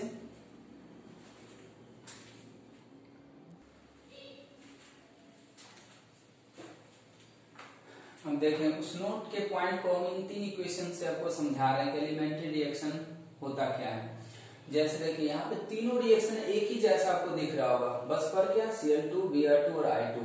अब देखिए यहाँ पे होता क्या है, H2 प्लस Cl2, ये दोनों मिलके क्या बना रहा है, HCl बना रहा है, ठीक है। अब अगर हम इसका एक्सपेरिमेंटल रेट लॉ की बात करें, जब एक्सपेरिमेंट से इसका रेट लॉ निकाला गया तो वो ऐसा आ रहा कि H2 पे पावर 0, Cl2 पे पावर 0। इसका मतलब अगर कोई पूछे आपसे कि H2 और Cl2 मिलकर जो 2HCl बन रहा है वो किस ऑर्डर का रिएक्शन है, तो पूरे रिएक्शन का ऑर्डर निकालने का क्या तरीका बताया गया था कि आपको रेट लॉ का एक्सप्रेशन अगर पता चल चुका है तो आप किसी भी रिएक्शन का ऑर्डर बता सकते हैं। और इसके लिए क्या बताया गया था कि जो भी कंसंट्रेशन का पावर है उसका आप क्या ले लें, सम ले लें। तो फिलहाल अभी 0 और 0 है, इसका मतलब कि ये जो HCl का फॉर्मेशन हो रहा है H2 और Cl2 से वो एक 0 ऑर्डर रिएक्शन है, ठीक है। अब अगर आपसे कोई पूछे क्या ये एक एलिमेंट्री रिएक्शन है, अगर आपके पास ये नहीं दिया हुआ रहता और अगर हम पूछते क्या ये एक एलिमेंट्री रिएक्शन है या सिंपल रिएक्शन है या सिंगल स्टेप रिएक्शन है, तो हम नहीं बता सकते कि एलिमेंट्री है या नहीं है। ऐसा नहीं करना है कि देख लेना कि H2Cl2 एक ही स्टेप में प्रोडक्ट बना दिया था, हाँ ये सिंगल स्टेप रिएक्शन है, ठीक है।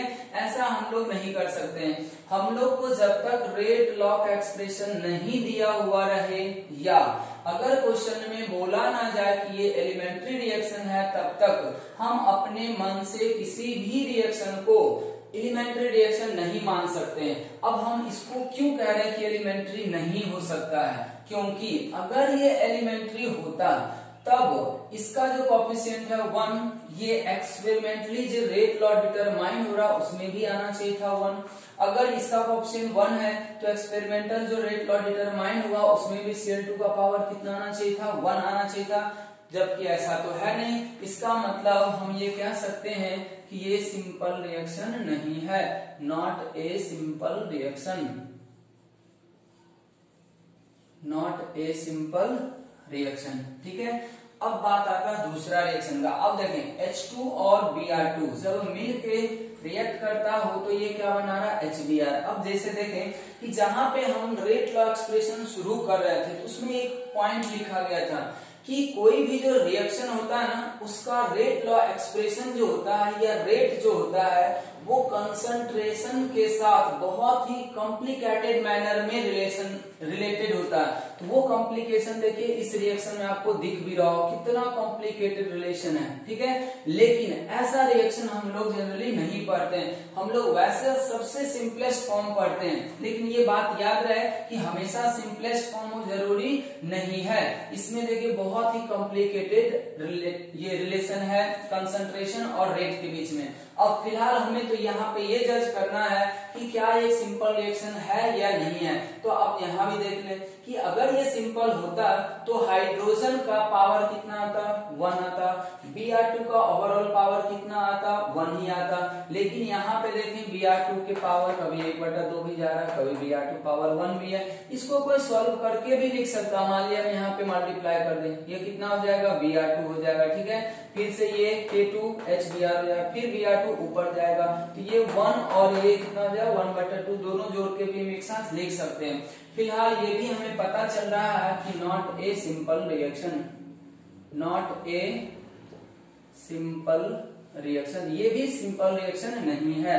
लेकिन अगर आप इसको देखें H2 और I2 ये मिलके क्या बना रहा है, 2HI, ये मिलके क्या बना रहा है, 2HI। अब अगर इसका हम एक्सपेरिमेंटल, ये भी ध्यान रहे ये सब रेट हम अपने मन से कोई नहीं लिख रहे हैं, ये सब का सब एक्सपेरिमेंटली डिटरमाइन किया जा चुका है, इसीलिए हम डाटा लिख रहे हैं। ये सब आपको याद भी नहीं रखना कि इस रिएक्शन का रेट लॉ ऐसा होगा, इसका ऐसा होगा, वो दिया हुआ रहेगा, नहीं देगा तो फिर से ये सब वैल्यू निकालने का कुछ न कुछ तरीका देगा।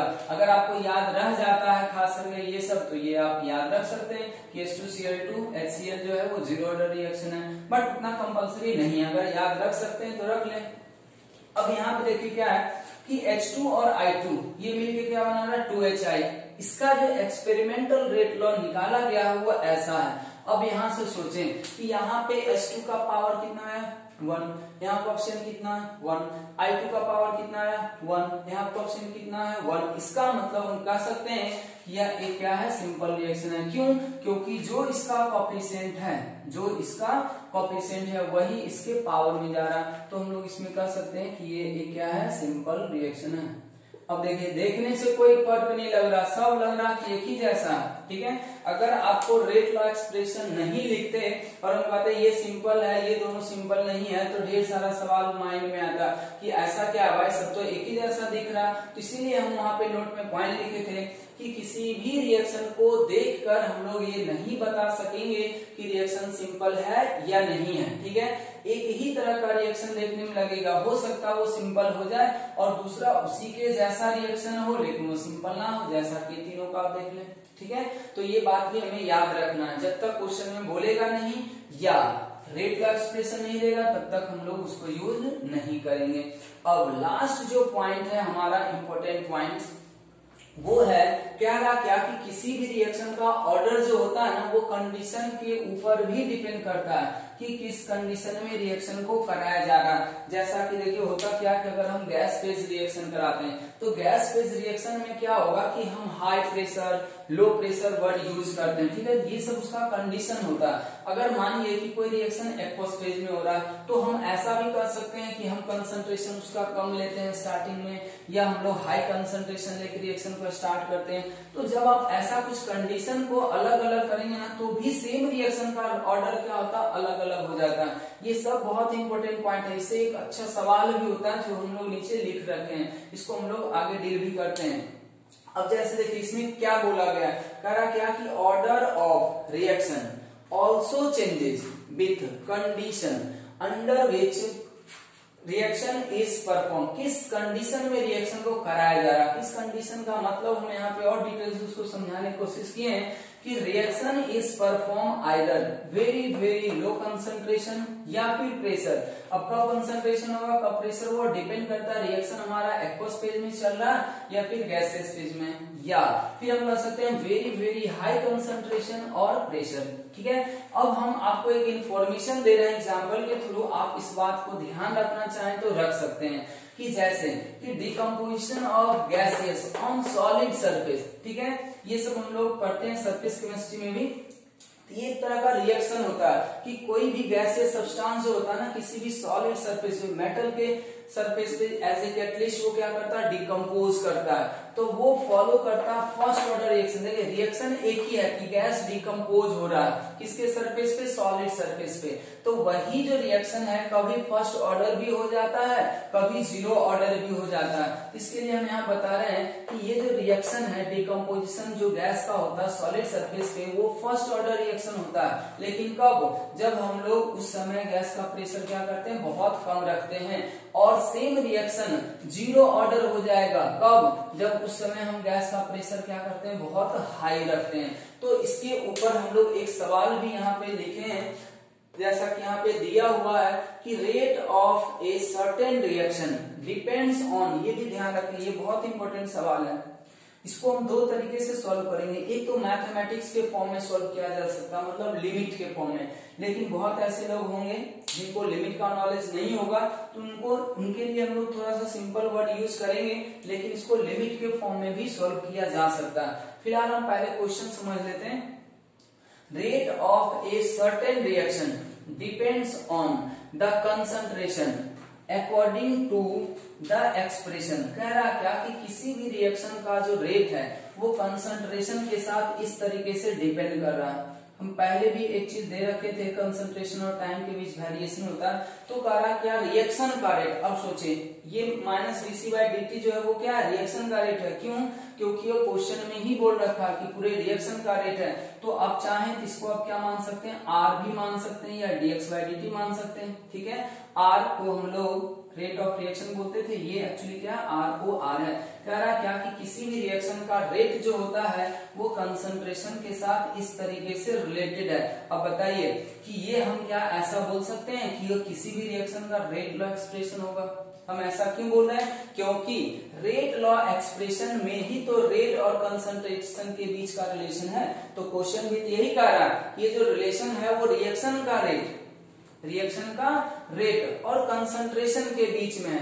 तो कह रहा क्या कि बताइए कि ये किस ऑर्डर का रिएक्शन है और रेट कांस्टेंट इस रिएक्शन का क्या होगा, कब, जब इसमें दो कंडीशन आएगा। इसमें कंडीशन छूटा हुआ है, यहाँ पे हम लिख दे रहे हैं, रिएक्शन का ऑर्डर और रेट कांस्टेंट तब बताना है जब व्हेन, हम पहला हम लिख रहे हैं व्हेन, इसको ऐसे कर देते हैं, व्हेन पहला पार्ट होगा कंसंट्रेशन इज वेरी वेरी लो।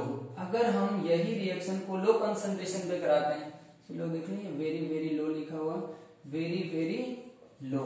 और दूसरा कह रहा है आप ऑर्डर और रेट कांस्टेंट तब बताएं जब कंसंट्रेशन को हम लोग वेरी वेरी हाई कर देते हैं, concentration is very very high, concentration is very very high. अब मान लिया कंसंट्रेशन के लिए रिलेशन यूज क्या हो सकता है, कभी प्रेशर के लिए यूज करेगा तो आपको वेरी वेरी हाई प्रेशर लिखेगा, वेरी वेरी लो प्रेशर लिखेगा। तो हम समझते हैं पॉइंट सबको पहले क्लियर हो गया होगा। और इस सवाल के लिए 2 मिनट आप लोग ट्राई करें, अगर किसी से बन रहा तो, नहीं तो हम फिर आगे इसको डिस्कस करते हैं। पहले यहां तक सभी लोग लिख लें।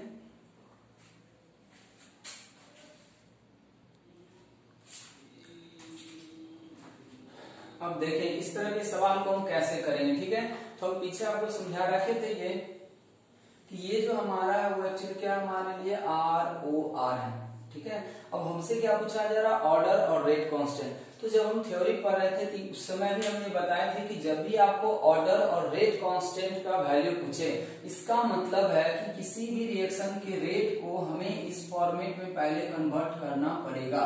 ठीक है, इस फॉर्मेट में जब तक आप कन्वर्ट नहीं करेंगे तब तक उसका ऑर्डर और रेट कांस्टेंट नहीं बताया जा सकता। तो इसको हम लोग क्या करना चाहिए, इस सवाल को हमें क्या करना चाहिए कि इन दो कंडीशन में लेके सॉल्व करना। अब जैसे देखिए यहाँ पे क्या लिखा हुआ, ये ऑर्डर और रेट कांस्टेंट निकालना का दो कंडीशन है। कहा कि concentration is very very low, concentration is very very लो। अगर यही इक्वेशन प्रेशर के टर्म में होता तो आपको यहाँ बोलता प्रेशर इज वेरी वेरी लो, या मैथमेटिक्स के फॉर्म में इसी सवाल को, सवाल दोनों सेम है, आंसर भी सेम आया, लेकिन पूछने का तरीका अलग है। मैथमेटिक्स के फॉर्म में अगर पूछे ना तो इसको ऐसे कहेगा क्या कि ये एक इक्वेशन दिया हुआ, इसका जो है ना वैल्यू निकालिए। इसको हम लोग कैसे पढ़ते हैं, c tends to 0 limit minus dc/dt का वैल्यू निकालना है। सवाल दोनों सेम है, बस पूछने का तरीका अलग है। दूसरा कह रहा क्या कि इसका ऑर्डर और रेट कांस्टेंट निकालिए तब जब कंसंट्रेशन का वैल्यू इसमें बहुत बहुत ज्यादा हो जाए, या इसी चीज को कोई ऐसे भी पूछ सकता है कि c tending to infinity limit minus dc/dt का वैल्यू निकालिए। ठीक है, तो इस सवाल को हम कैसे करेंगे, तो बात हम लोग को यहाँ से क्लियर हो गया होगा कि हमारा कोशिश ये होगा कि अगर इस एक्सप्रेशन को ये कंडीशन लगाकर अगर हम इस फॉर्मेट में चेंज कर दें, इस फॉर्मेट में चेंज कर दें, या c पे पावर समथिंग ले आए, जो भी रहा होगा। ठीक है, तो हमको ऑर्डर भी मिल जाएगा और यहाँ जो भी रहा होगा वो रेट कांस्टेंट भी मिल जाएगा। ठीक है, तो अब हमारा पहला टारगेट यही है कि इस एक्सप्रेशन को, इस कंडीशन को इम्पोज करके उसको लगा के इस फॉर्मेट में पहले उसको चेंज करें। तो अब हम कैसे करते हैं, ध्यान से सभी लोग देखें, हम पहला पार्ट का सॉल्यूशन कर रहे हैं। अब जैसे देखिए यहाँ पे क्या लिखा, कंसंट्रेशन बहुत बहुत लो है, तो हम लिखेंगे at to very very low concentration, at very very low concentration पे हम इसको सॉल्व करेंगे। अब सोचें कि वेरी वेरी लो कंसंट्रेशन कहने का क्या मतलब है। वेरी वेरी लो कंसंट्रेशन कहने का सिर्फ इतना मतलब है कि अगर हम C का वैल्यू टेंडिंग टू 0, 0 तो नहीं कर सकते, लेकिन टेंडिंग टू 0, टेंडिंग टू 0 का मतलब होता है वो लगभग 0, लेकिन एग्जैक्ट 0 नहीं है। तो इस कंडीशन में हम इसको सॉल्व करते हैं। अब जैसे देखिए देयरफॉर माइनस dc/dt को क्या हम ROR लिख दें या R लिख सकते हैं। ठीक है, दोनों एक ही चीज है, ROR और माइनस dc/dt दोनों सेम चीज है। अब सोचे कि अगर C टेंडिंग टू 0 हो गया, इसका मतलब ये हुआ दैट मीन्स ठीक है, ये K2 इंटू C का भी वैल्यू क्या होगा, 0 हो जाएगा। अब सोचे कि अगर हम ये कहें, अब कोई कहेगा कि K1 इंटू C का भी वैल्यू 0 हो जाएगा, नहीं, ऐसे हम लोग नहीं कर रहे हैं। यहाँ पे हम ये कर रहे हैं, C का वैल्यू 0 नहीं पुट किया जाता, हम कंपैरिजन करते हैं। हम ये कह रहे हैं कि अगर C टेंडिंग टू 0 है, ठीक है, तो एग्जैक्ट तो 0 है नहीं कि हम 0 0 पुट कर दें 1 आ जाएगा। ये कह रहा है टेंडिंग टू 0, टेंडिंग टू 0 का मतलब 0 से थोड़ा सा कम ही है। इसका ये मतलब हुआ कि K2 इंटू C करें, ठीक है, तो K2 इंटू C का भी जो वैल्यू होगा वो 0 से थोड़ा सा कम ही होगा, एग्जैक्ट 0 नहीं होगा। तो क्या ऐसा हम कह सकते हैं कि 1 में अगर 0 के आसपास के वैल्यू को जोड़ेंगे तो वो लगभग 1 ही होगा। जैसे मानिए कोई कहता 1 प्लस 0.00001 ऐसा डाल दें, ठीक है, या माइनस में हम लोग ले लेते हैं कुछ भी, ठीक है, तो इसका वैल्यू मतलब बहुत कम है। ऐसा माने कि इसका वैल्यू जो है 1 के रिस्पेक्ट में इसका वैल्यू क्या होगा, बहुत कम होगा। तो C टेंडिंग टू 0 कहने का ये मतलब है कि ये K2 इंटू C जो होगा ना वो लगभग 0 होगा, लेकिन एक्जैक्ट 0 नहीं होगा। इसका मतलब ये हो गया कि 1 प्लस K2 इंटू C को हम ऑलमोस्ट कितना लिख सकते हैं, 1 लिख सकते हैं, क्योंकि ये वैल्यू को हम इसके रिस्पेक्ट में इग्नोर कर रहे हैं। C का वैल्यू 0 पुट नहीं करते हैं, बल्कि 1 के रिस्पेक्ट में K2 इंटू C को हम लोग क्या कर रहे हैं, इग्नोर कर रहे हैं। हम यहाँ पे ये लिख भी दे रहे हैं, इसको हम लोग नेग्लेक्ट कर सकते हैं। इसको हम लोग क्या कर रहे हैं, नेग्लेक्ट करते हैं। किसके रिस्पेक्ट में, विथ रिस्पेक्ट टू 1 के रिस्पेक्ट में इसको हम लोग नेग्लेक्ट कर रहे हैं। अब सोचे कि अगर हम ये पूरा कंडीशन उसमें इंपोज कर दे तो यही जो माइनस dc/dt का वैल्यू है वो किस तरीके से सॉल्व हो जाएगा, k1 इंटू सी बन जाएगा या नहीं बन जाएगा। अब देखें r बराबर k1 इंटू सी आ गया आपका, तो r बराबर k1 इंटू सी अगर आ गया तो ये तो वापस फिर से वही हो गया कि c1 पे पावर कितना हो गया 1, तो r बराबर k इंटू कंसंट्रेशन पे जो भी पावर होता है उसको हम लोग क्या बोलते हैं, ऑर्डर बोलते हैं। इसका मतलब that is order of this reaction eight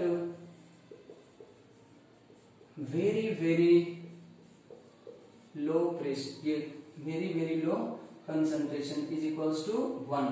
इसका मतलब ये फर्स्ट ऑर्डर रिएक्शन हो गया। अब सोचिए अगर कोई इसका भी वैल्यू निकालने देता तो इसी तरीके से निकालते हैं, c टेंडिंग टू 0 करने का मतलब यही होता है कि इसको इग्नोर कर देना। आंसर के अप्रोच में कोई दिक्कत नहीं है, बस वैल्यू निकालना। वैल्यू बराबर अभी भी हम लोग क्या लिख देंगे, k1 इंटू सी आएगा उसका वैल्यू।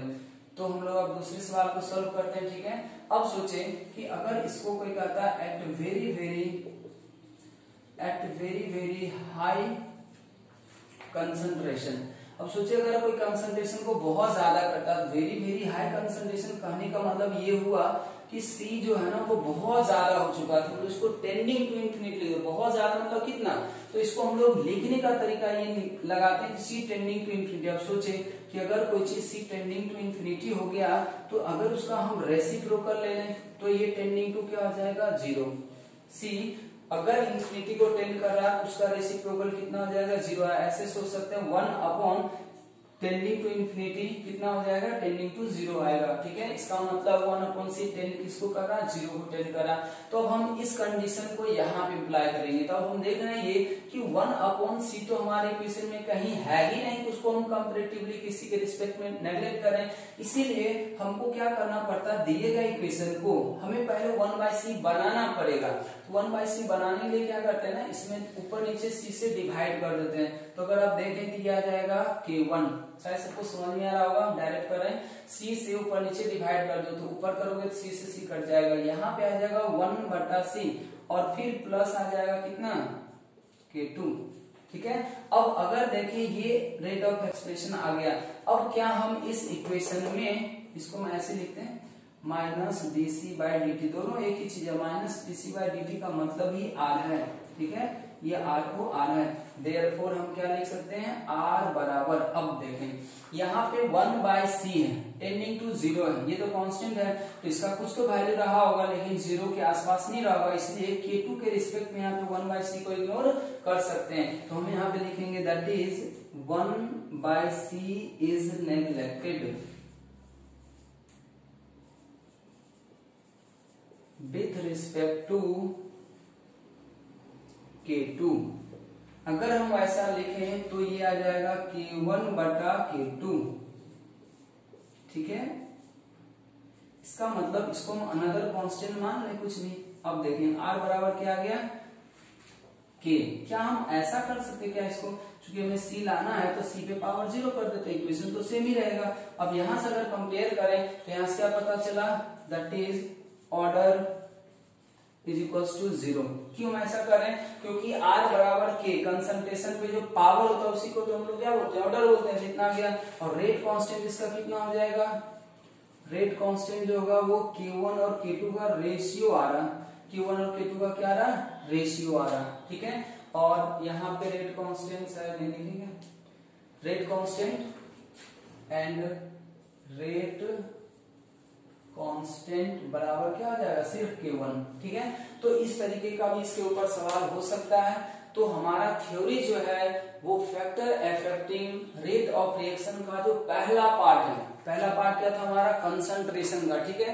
तो हम थ्योरी लगभग पढ़ चुके हैं, उसके साथ हम कुछ न्यूमेरिकल भी देखें। अब इसका जो स्पेशली न्यूमेरिकल का सवाल होगा, ठीक है, इसके ऊपर वेरियस तरह का सवाल आते हैं, तो इसके सवाल को हम कैसे करेंगे। तो सभी लोग एक बार थ्योरी को ढंग से पढ़ लें, जहां जहां पॉइंट आपको नोट करने के लिए बताया गया था कि ये सब पॉइंट बहुत ही इंपॉर्टेंट है, वो सब पॉइंट दिमाग में बात रखना, तभी हम लोग इसका सवाल बना सकते हैं। और इस पूरे पार्ट के सवाल को बनाने के लिए हमारे पास जो RLE का एक्सप्रेशन है, RLE, RLE को हम लोग कैसे लिखते हैं, rate into concentration of reactant, reactant कुछ भी हो सकता है, एक दो गुना भी कर सकते हैं, पे पावर होगा कुछ भी x, ठीक है। इस इक्वेशन का बहुत ज्यादा यूज हम लोग करेंगे इस पार्ट में।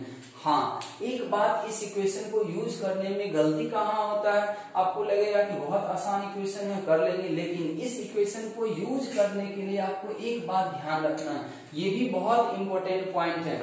वो पॉइंट क्या है कि आप जिस समय का रेट निकालना चाह रहे हैं, ये कंसंट्रेशन उसी टाइम का होना चाहिए, ये सबसे इंपॉर्टेंट पॉइंट है। यहाँ पे हम इसको लिखना भी चाहेंगे, ये कंसंट्रेशन किस टाइम का होगा, तो जिस टाइम का, हम इसको हिंदी में ही लिखेंगे ताकि आपको अच्छी तरीके से ये याद रह जाए, जिस टाइम पर रेट निकालना होगा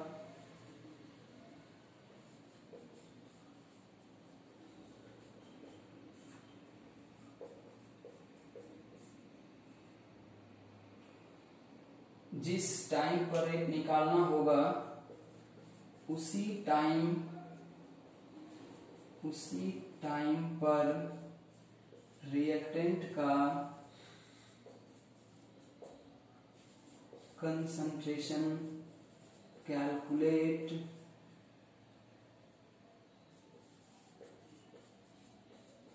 करके इस इक्वेशन में रखते हैं। ये बहुत इंपॉर्टेंट पॉइंट है, यहाँ बहुत गलती होता है, ठीक है। ये चीज हमें ध्यान रखना। अगर मान लीजिए किसी रिएक्शन का रेट पूछता है इनिशियल, इसका मतलब रिएक्टेंट का आपको इनिशियल कंसंट्रेशन रेट देना है।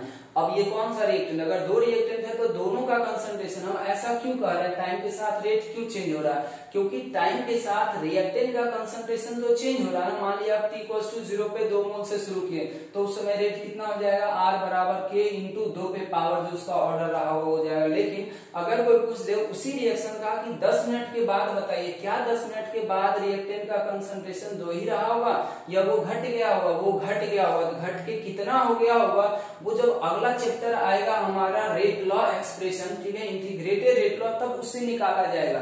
तो ये इक्वेशन आगे आने वाले टॉपिक्स में भी यूज होंगे, ठीक है। इसलिए हम यहाँ पे बता रहे हैं कि आपको ये बात याद रखना है कि इस इक्वेशन में ये जो रेट, ये कंसंट्रेशन जो होगा वो हमेशा चेंज होते रहता है। जिस टाइम पे रेट पूछे, जितने टाइम के बाद रेट पूछा जा रहा है, उतने टाइम के बाद पहले आप रिएक्टेंट का कंसंट्रेशन निकालें कि रिएक्टेंट का कितना कंसंट्रेशन बच गया है, वो वैल्यू जब आप यहाँ पे पुट करेंगे तब जाके उस समय का रेट आएगा, ठीक है।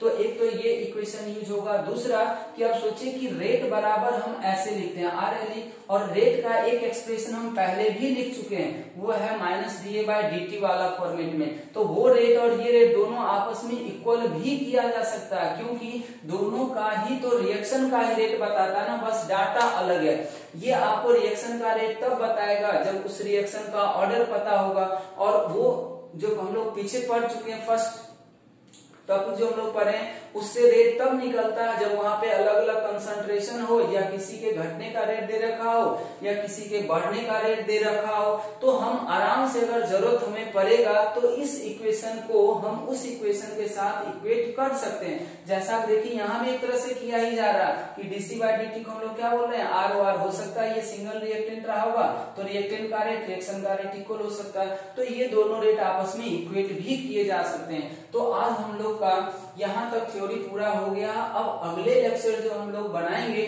उसके ऊपर हमारा इसका सवाल होगा, उसके सवाल को हम लोग डील करेंगे। तो फाइनली आप लोग सभी थ्योरी को ध्यान से पढ़ लें, छोटा छोटा जो पॉइंट बताएगा उसको भी ध्यान से याद रखें, वो सारा पॉइंट्स क्वेश्चन में यूज होगा। और जो हम अभी यहाँ पे बताएं पूरा पॉइंट कि कैसे कैसे हम लोग सवाल को बनाएंगे, ये तो सबको याद हो जाना चाहिए। खास करके ये वाला पॉइंट तो बहुत इंपॉर्टेंट है, ठीक है। ये पॉइंट बहुत बार गलती होता है। इसमें एक एनसीईआरटी का सवाल भी है, पहला या दूसरा सवाल है, उसमें करेंगे तो इसमें ये पॉइंट आपको लगाना पड़ेगा, नहीं तो वो सवाल बनेगा ही नहीं। तो वो सवाल को भी हम लोग देखेंगे। तो अभी हम लोग इतना पे स्टॉप करते हैं। अगले लेक्चर में हम लोग क्या करेंगे, इससे रिलेटेड क्वेश्चन करेंगे, ठीक है। तो आप लोग आराम से लिख लें यहाँ तक।